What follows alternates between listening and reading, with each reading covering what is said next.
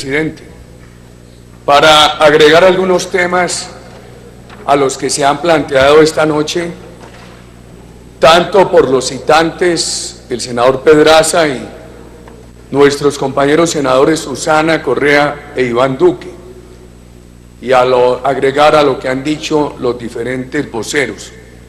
Tengo que reconocer que el señor ministro ha hecho una intervención clara y además a mí no me sorprende. Lo conozco desde hace mucho rato y me dio mucho gusto acompañarlo en su campaña a la alcaldía de Manizales. Pero los jóvenes saben tomar rumbos y uno en estas alturas de la vida no puede negarles sus virtudes.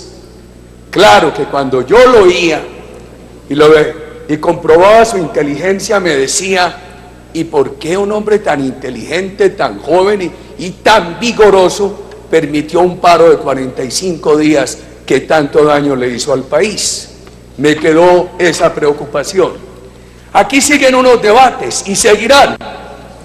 Sigue el debate sobre si al mayor grado de eficiencia que se puede llegar en este transporte en Colombia, es posible llegar con este predominio de pequeños y medianos propietarios, que debe ser lo lógico, o como otros en el país y en organismos internacionales lo reclaman, que quieren desplazarlos y entregarle esto a empresas transnacionales. Ese debate es un debate al cual le tenemos que poner inmenso cuidado. Esto es una actividad de predominio de pequeños y medianos propietarios, fundamental para la democracia. Yo creo que el gran reto es llegar a la mayor eficacia con ellos, no sacrificarlos.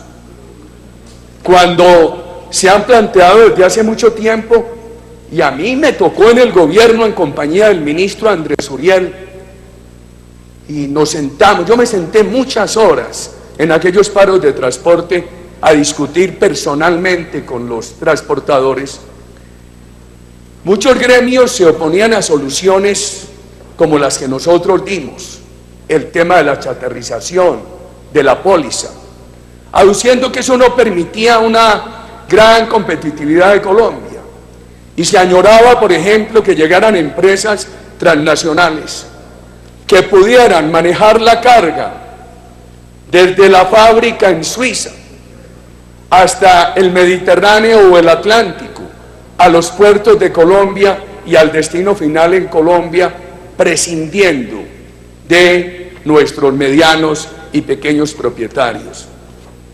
Eso es engañoso. Esos sistemas en principio muestran mucha eficacia, eficiencia, halagan con reducción de costos, pero apenas asumen posiciones dominantes de mercado, le hacen un inmenso daño al país y se completan dos daños. Primero, acabar con una estructura democrática de pequeños y medianos propietarios, y después instaurar un monopolio abusivo.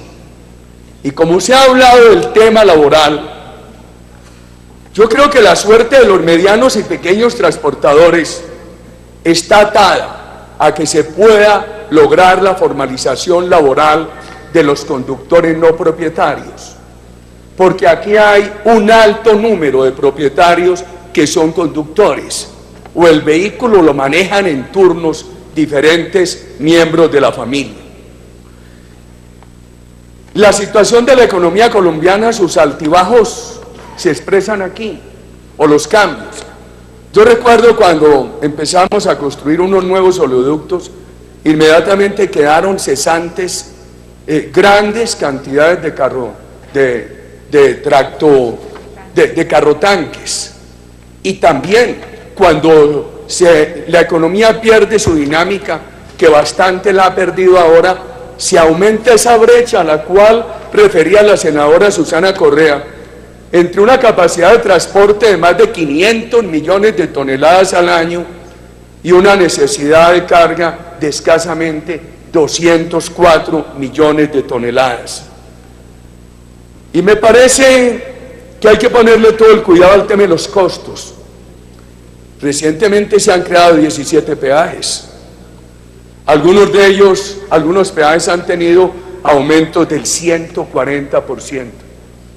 Y ya ha habido reacciones comunitarias sumamente rigurosas, exigiendo que esos peajes se desmonten. Por ejemplo, algunos en La Guajira y en el Cesar.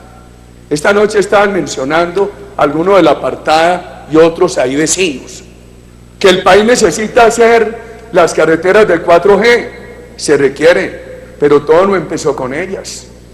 Ya habíamos empezado con los corredores de competitividad, habíamos empezado con el sistema de las dobles calzadas y con una economía con confianza de inversión estábamos logrando financiar esos procesos, como el que ustedes han visto en la carretera que va de Bogotá a Santa Marta. Estábamos financiando esos procesos sin estos excesos en el recargo impositivo a los colombianos. Yo llamaría la atención para que revisen esos peajes. Si recuerdo la dificultad por un peaje en Copacabana cerca de Medellín, que yo lo llamaba el peajito social, y que podían descontarlo quienes habían cruzado otro peaje antes para poder hacer esa doble calzada. Recuerdo las dificultades y era un peaje de costo mínimo. Me preocupa que estos nuevos 17 peajes y esa elevación de costos en tarifas que han crecido hasta el 140% causen primero mucho daño a las comunidades y después difíciles reacciones comunitarias. Y el tema de la transparencia está ligado al manejo de herramientas que se introdujeron en su momento por un hombre probo. Nos falleció tempranamente Andrés Uriel Gallego, como el Registro Único Nacional. Si algo buscaba el Registro Único Nacional era acabar esa corrupción que se alimentaba por unos manejos que estaban sin control en secretarías de tránsito de departamentos y de municipios. Me extraña que después de tantos años del Registro Único Nacional todavía tengamos casos de corrupción en el registro de vehículos. Y la chatarrización se hizo contra la pretensión que muchos tenían de dejar que esto lo manejaran las leyes del mercado, que iban a acabar con los pequeños, por ese desbalance entre la oferta y la demanda. Y se introdujo en ese gobierno con la idea del 1 a 1, pero después se financió con la póliza. Y a mí me preocupan dos cosas. Este gobierno ha afirmado que los recursos provenientes de la póliza llegaron a acumular 1.400.000 millones, y también ha afirmado que ha habido corrupción. Yo me pregunto, si han tenido ese dinero, ¿por qué no lo han aplicado en la chatarrización? Ojalá de ahora en adelante sí se cumpla, porque es que el incumplimiento de la chatarrización viene de todos estos últimos años. Y entonces si había quejas de corrupción, eso no era para suspenderla, sino para corregirlo. Uno entiende que no se puede chatarrizar un vehículo que haya estado descuartizado o con un registro falso. Hay que chatarrizar vehículos que tengan capacidad operativa, pero que ya estén muy viejos. El reglamento en la ley de chatarrización permite perfectamente que el gobierno fije de qué año hacia atrás chatarriza, y también las condiciones, como que el vehículo esté en condiciones de movilidad y que haya tenido toda la transparencia en el registro. Ojalá de ahora en adelante sí se cumpla la chatarrización, porque en el último arreglo que hicieron los transportadores y el gobierno se habló exactamente de lo mismo que se está hablando ahora.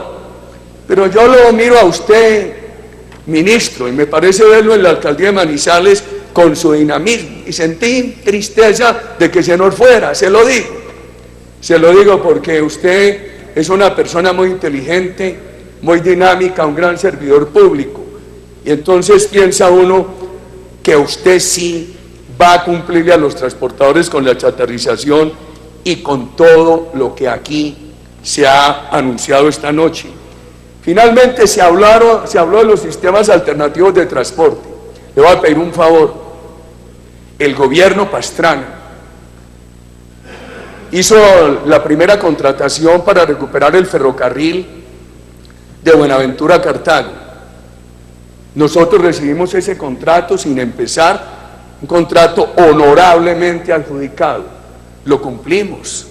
Nos gastamos más de 150 millones de dólares transparentemente recuperando la línea férrea entre Buenaventura y Cartago. Prácticamente está con una mínima operación. Ya esa línea lleva muchos años de recuperada y no opera. Lo mismo hicimos en la línea de Santa Marta a La Dorada. Teníamos el plan de seguir a la estación Buenos Aires en el Tolima y de ahí al sur. Y se estaba estudiando también la viabilidad para recuperar el ferrocarril del Carare. Y las condiciones de la economía anticipaban que si se mantenía la confianza inversionista, era posible lograr el equilibrio para poder construir ese ferrocarril que entrara por el Carare al altiplano cundiboyacense. Ojalá le den uso al ferrocarril que está recuperado entre Santa Marta y La Dorada. Solamente le están dando uso en el tramo carbonero, donde además se hizo el acuerdo para que los carboneros construyeran la segunda vía ferroviaria. Y a mí me dicen muchas gentes, en Puerto Boyacá y en otros municipios, en Puerto Berrío, no, pero si por allí hay un ferrocarril nuevo,